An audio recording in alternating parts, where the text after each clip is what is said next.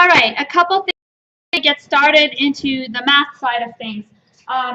So we have a tutor. I sent out an email. I worked with the tutoring center so that tutor's dedicated for us only. So you're not walking into a line and sharing a tutor with pre-calculus and calc 1. It's our tutor. That tutor is going to be in my center on Tuesdays from 9 to 11. He said he's going to stop by in here and wave hello to everybody so we know who he is. He's meeting with all the faculty teaching Calc A today. We're aligning ourselves. So you're not just going to a random person. You're going to someone who knows where your YouTube videos are, knows what we're doing in class. Remember, cell phones have to be put away. So that's really good because it's going to provide you the support. Now, today I noticed as you guys were working on the quiz, difference of squares. Some of you couldn't remember difference of squares. So you saw this a squared minus 4. That's a minus 2 plus a plus 2. That kind of stuff should not trip you up. That's an Achilles heel. It doesn't mean that it can't be shored up here. Because if you don't get with the program, it will bite you. Because all the stuff is if you look at the rubric, if you don't get past that point, there's no points for it. So you will have to learn how to do that. You might as well just learn it now. Sit with a tutor and have them show you this is the trick. Once you see that mistake, you kind of remember that's the trick. I'll show you one little trick that you can remember. On the quiz, you remember there's an a minus 2 on the bottom? Well, it's a textbook problem. It's a pretty decent guess that you're going to get an a minus 2 on the top because you know that you can't plug in 2 in here, that they have to cancel. So secretly you know the answer because it comes from a textbook, which you're not ever going to see in real life. I've never seen stuff like this in real life. So in real life, it's messy and it's data and it's ugly looking. But this is a fake problem, and because it's a fake problem, you know something's supposed to cancel. So you can kind of guess that one of the factors must be a minus 2, and maybe that'll ring a bell. But somewhere, somehow, whoever let you get out of pre-calc without having that down, you thought they were being nice to you? No. They didn't want to hold you accountable because it's hard to hold people accountable. It's better to have everyone like you. And I love when people like me, but that's not what I'm here for. I'm here to make sure that your career paths are set, that you have the right set of skills, that I mentor you in everything that I can, not just here. That I make sure to remind you your grades are really important. I wanted to have that conversation with you last time. You know, when students didn't actually study for the quiz and just standing here drawing, you know the number one reason we don't let students in the center, it's grades. Our grade requirement to get in the center is 3.5, and we're not the only one. Everywhere out there in the health professions, it's grades. I had a terrific clinician a number of years ago. Wonderful. She was the director of my weight management clinic. She applied to PA school. She never got in. Grades. It's always grades. She said, they said we can apply even though we have a 2.0 or above. And I said, yeah, but where are they going to hack it off? They get thousands of applications. They're just going to cut it off. Even in the center, they tried at first to say, let's go down and dig a little below 2.5 and see if we can find some. Maybe there's some really good students there. But what they found is that if they had issues with grades, they actually also were going to have issues in the clinic and being responsible and getting things done. So grades are indeed a marker of who you are. And they really tried. They tried to look and say, maybe they got a crappy professor in Gen Chem and it's unfair to them. They really tried to let down the grades. But after some time, they made it a requirement. You have to have a 3.5. So you can see on all our ads, it's a 3.5. And I don't think we're any different than any other medical institution that lets in students. So if I'm telling you this because, you know, I call the students back and I tell them because I think it's, you know, I'm an educator here. So no one else will tell them. Like Rutgers, PA school, they won't tell you. They just send you the rejection letter. You'll never know what the reason was. So if they're still here at Montclair State, at least I can tell them this was the issue. Shore up your grades. Make them better from here on out because they're super, super important. So I'm telling you that it's not my best method for teaching. I don't like to use grades as the stick, but it is something that you as students who are interested in medical school and going to PA school, it's important. It's very, very important. The other thing is doing things the right way is really important. A professor that makes things easy on you, they're helping themselves. They're not helping you. They don't have your best interest in mind. So you cannot get out of this class without knowing difference of squares. It's not going to happen. You're not going to get out of this class without being able to graph a tangent line. I'm setting it up to make that happen. I'll give you the support. I I got the tutor here. I'll make sure that I'm here for you. Anybody text me? I don't have your picture, so I don't know who you are. Who texted me over the weekend? How quickly did I respond? Yes, so I love to hear from students. Makes me feel happy. Makes me feel popular too. My cell phone's going off. I'm really popular. So I respond. I give you that support you need. But I will still hold you accountable. I still make sure that the product that comes out of here is good. And whoever didn't do that before, shame on them, because they didn't have your best interest in mind. So if you want to talk to me about that, feel free. You know, I can guide you a little bit more. We have students who go through the whole process. They come into our center, they apply for medical school, they take the MCATs. MCATs is another place. You think if you didn't learn it in pre-calc and you didn't learn it in Calc A, you're going to have an epiphany right before the MCATs? Our best students who took the MCATs, they did well in pre-calc and they did well in calculus. Well, they took up to calculus too, that's one thing. And they also had almost a 2-year session to prepare for the MCATs. I look at that with my first group of students that enrolled in. I took anybody at the beginning. And those students, they were preparing for the MCATs a few weeks before the MCATs. So it just shows you the difference of what you can achieve and what people are doing. So again, when it comes to something like that, be prepared. Get ready early. And remember me, because when you're preparing for the MCATs, know that I've had many students go through this.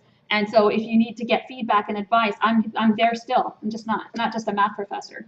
I'm a professor at Montclair State that's trying to help you so that I can one day say, look where she is now today. She was my student. Look where she is now today. She's my student. You see me do that all the time. You'll hear me say, oh, that was my student.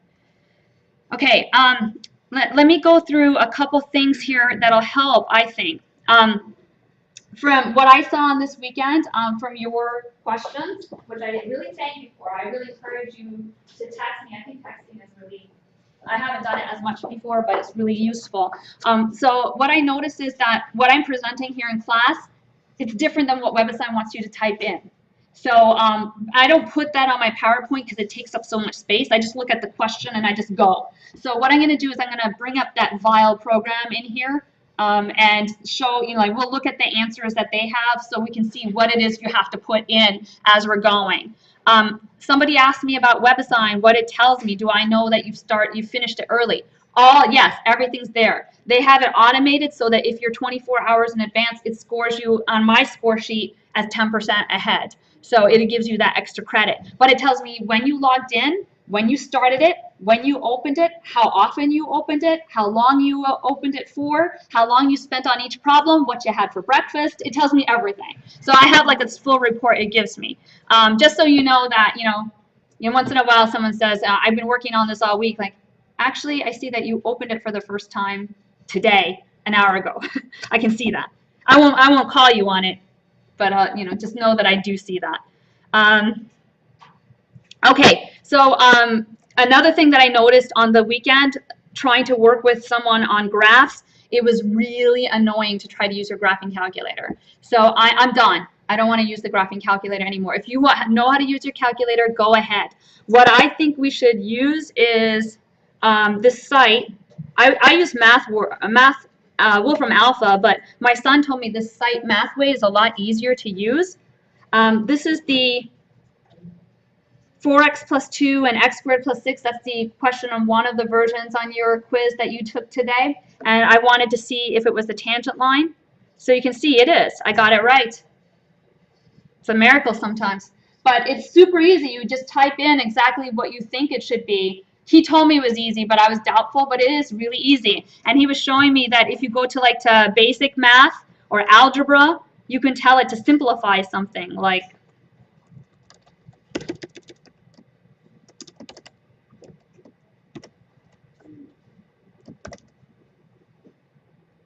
I say it even tells you what you want. Expand. Boom, there it is. Super easy to use. So what I'm going to do is I'm going to take probably some desks up here in the front. I'm going to pull them up front and bring in laptops when we have a task. And when you're here to use the laptop, just let me know, raise your hand and let me know that it's time for you to use the laptop. Try to be rotating this around. I'll bring maybe 3 of them in here so that you can use the laptop to use MathWorks, and then I'll have to kind of oversee that so I know that you're not emailing, Chris offline and saying, hey, how do you do this problem over here? So I'll monitor that, but I think it doesn't make sense for us to continue using the graphing calculator when these graphs are so pretty. Look how easy it was. I can just go back and I can move around on this thing. I don't have to resize the window. If I don't see my graph, I can just shift it around. I think you can zoom in and zoom out. I believe you can. This is the first time I actually played with it. So math, I think it's called Mathway. So now you can go back to this and use Mathway on your homework to actually plot your answers and see things. And Excel, we'll use that too. I'll have Excel open and Mathway open on the laptop. So if you want to use Excel also to do your sequences, that would be great. I think that's the way to go. It's more useful too, because once you get out of here, it's something that you know, I know you're going to carry around your graphing calculator for the rest of your life, but this is probably more useful. Any questions on these things? All right, so the final thing is just from you, if you're willing to share with me, you could share it offline, or you could ask, what is missing? So some of the students came and said, they were more last minuters, so I got some emails or texts last night. I saw them early this morning, and the focus might have changed because it was last minute, but they said, I don't get 4, 5, 6, 7, 8. Was it something in the videos or lectures that are missing that you need more detail on, background material? Any suggestions that you want to throw out there? Are we feeling comfortable enough to shoot out some ideas? Talking slower, I've tried that. Only thing that'll do it is alcohol, and I don't drink. So there goes that. It was just like one problem on the website that I had to do it through like review like another problem to figure out like all the steps into it. Do you remember? Oh yeah, that was the WebAssign is asking you for pre-steps. Yeah. I didn't copy and paste that into the thing. So when I do the problem now, I just would like to do the problem because the purpose of WebAssign is they are trying to get you to show your work. I get it. Yeah. But it's annoying. And so I was up late with a student last night. I was sick and I was trying to figure out, like, he was sending me his things on the screenshot. I'm like, what the hell? What the hell does this thing want? Like, we kept getting it wrong together. Like, what is it? What does it want? So I realized that, they don't want the answer. They want a pre-step. And so it took me at least, me and him together took us half an hour to figure out that they did not want the answer. So now we're going to always bring up WebAssign to make sure that we know what they are plugging in class itself. Vile piece of software it is. But I get it. Some professor complained and said, how do I know that Jack didn't help them with their homework and put the answer? That's their biggest fear. And so that's probably the reason they did this. So Jack probably won't sit there and tell you step by step what to plug in each section, unless Jack is a really good friend. It's the same kind of friend that'll move your house for you. I don't have too many of those. Okay, any other suggestions? I'm going to bring up WebAssign as we go, so we just double check that. So that will cure that. And also somebody just emailed the class. I think that on Canvas, you could just email the class and say, I'm putting in this answer. I think it's right. Dr. T thinks it's a WebAssign issue. And how did anybody else turn it in? And I think we'll figure it out that way. I don't have the plugin format, so I had no idea what he was showing me. Okay, any other suggestions? Go ahead. Anything else you want to? Don't be shy. No one will be shy at the end of the semester, but hopefully we'll get there. If you want to just offline, just text me and say, look, I didn't feel like telling you in class, but here's my suggestion. Tell me offline, right? We can always work things in. And we'll start with the tutor starting tomorrow, 9 to 11. I have office hours 11 to 1, so you can come and see me as well right after. He's going to be in that room, 231, Wednesdays right after my class, 2:30. You can also come to, if you have a 1 o'clock hour free, you can come to the class twice. I teach it again at the next door at 1 o'clock. Or if you miss this class, you can come to that class. So lots of support, I think.